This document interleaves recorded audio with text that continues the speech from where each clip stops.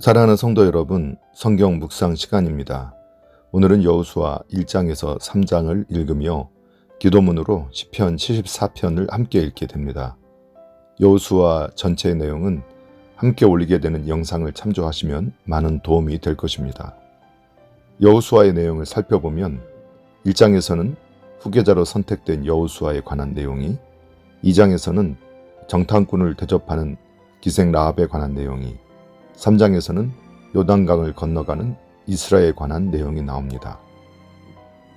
여호수아 1장에는 후계자로 선택된 여호수아에 관한 내용이 나옵니다.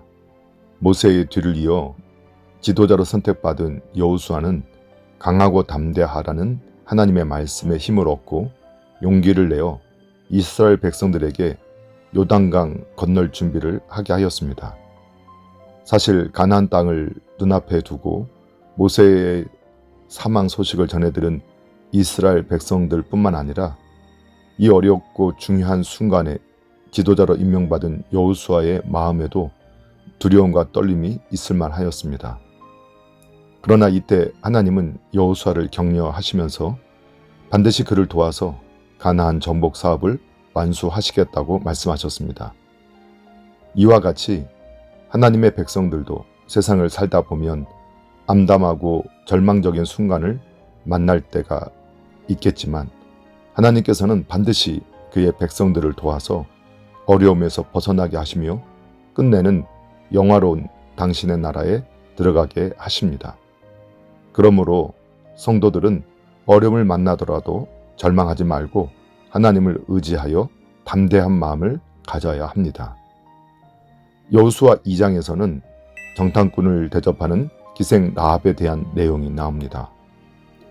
여호수아는 시딤에서 두 정탐꾼을 여리고로 보냈으며 기생 라합은 그들을 숨겨주어 무사히 정탐 활동을 마치고 돌아가도록 보살펴 주었습니다.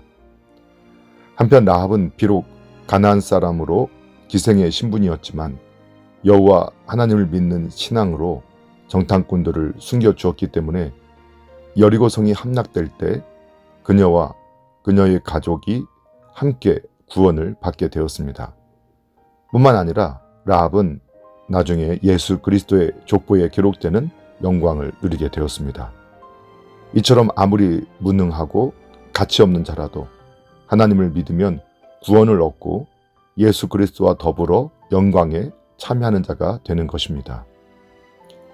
여호수아 3장에는 하나님의 말씀인 법궤를 맨 제사장들이 요단강에 들어서자마자 요단강이 갈라졌으며 그 뒤를 이어 이스라엘 백성들이 요단강을 마른 땅 건너가듯이 건넜다는 내용이 기록되어 있습니다. 한편 이스라엘 백성들이 이와 같은 방법으로 요단강을 건너간 것은 하나님의 말씀에 순종하기 위해서였습니다. 이처럼 인간의 상식으로는 도저히 불가능한 일이지만 하나님의 말씀에 의지하여 그분의 말씀을 앞세우고 나아갈 때 어떤 어려움도 물리칠 수 있게 됩니다. 그러므로 성도들은 하나님의 말씀이 그 능력이 있고 그 모든 것을 가능하게 하신다는 사실을 깨닫고 그 말씀에 순종하는 삶을 살아야 합니다. 사랑하는 성도 여러분, 하나님의 나라를 세우는 일에 지도자와 백성이 한 마음, 한 믿음으로 나아가야 합니다. 또한 하나님의 백성이 믿음으로 나아가는 길에 하나님이 역사하심을 보게 될 것입니다.